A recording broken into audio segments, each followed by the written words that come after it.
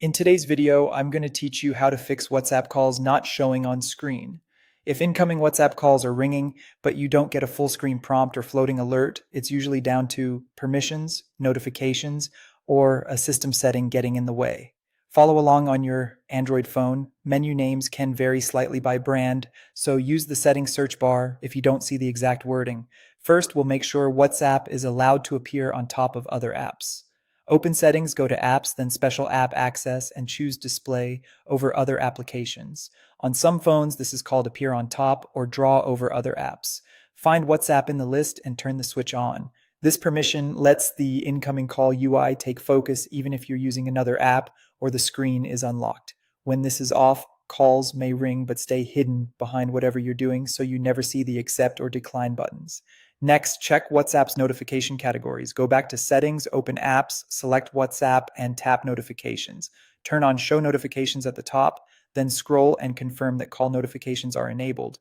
Also ensure pop-up notifications, sometimes labeled heads up, banners, or floating notifications, are allowed.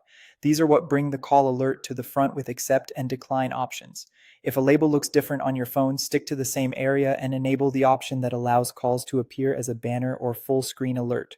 Now, quickly confirm your system isn't suppressing alerts. Swipe down to Open Quick Settings and make sure Do Not Disturb or any focus mode is turned off. DND can silence and hide call pop-ups even if app notifications are allowed. If calls still don't appear correctly, clear WhatsApp's cache. Long press the WhatsApp icon, tap App Info, then Storage or Storage and Cache, and choose Clear Cache. This removes temporary files and won't delete your chats, media, or account.